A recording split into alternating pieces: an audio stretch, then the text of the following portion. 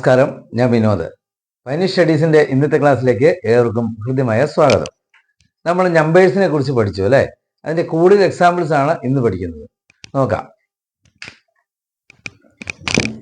ആദ്യത്തെ 30 വരെയുള്ള എണ്ണൽ സംഖ്യകളുടെ തുക എത്ര? ഇത് ആവർത്തിച്ച് എക്സാമിന് ചോദിക്കുന്നത്, അതുകൊണ്ടാണ് എടുക്കുന്നത്.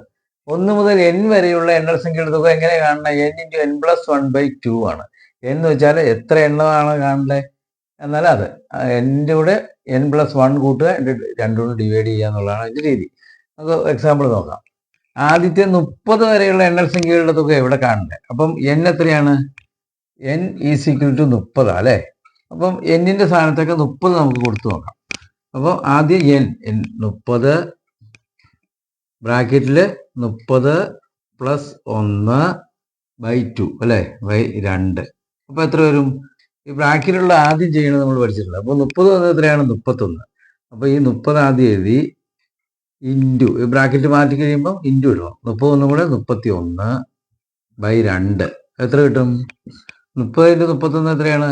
ഇത് 30 31. അപ്പം നമുക്ക് 0 ഇല്ലാതെ ഗുണിച്ചാൽ മതിയല്ലോ. 31നെ 3 കൊണ്ട് ഗുണിക്കുമ്പോൾ 3 3 3 93 930 അല്ലേ? 930/2 എന്ന് പറയുമ്പോൾ എത്ര വരും? വെട്ടിക്കളയാം. 4 2 8 13 6 2 12 5 465 ആണ് ആൻസർ. അപ്പം നമ്മൾ ആദ്യത്തെ 30 വരെയുള്ള എണ്ണൽ സംഖ്യയുടെ തുക എത്രയാണ്? 465. ഇത് ശരിക്കും കൃത്യമായിട്ട് പഠിച്ചു വയ്ക്കുക, ഇങ്ങനെ കണ്ടുപിടിക്കാൻ. അടുത്ത നോക്കി ഒരെണ്ണം കൂടെ ചെയ്യാം. 1 മുതൽ 19 വരെയുള്ള എണ്ണൽ സംഖ്യയുടെ തുക എത്ര? അപ്പം n × n+n എത്രയാണ്? 19. അപ്പം n × n19 × n+1 എന്ന് പറയുമ്പോൾ 19 + 1/2. അപ്പോൾ എങ്ങനെ വരും? 19 1 എത്രയാണ്? 20. അപ്പം 19 × 20/2 = എത്രയാണ്? 19 2 കണ്ടോ? 18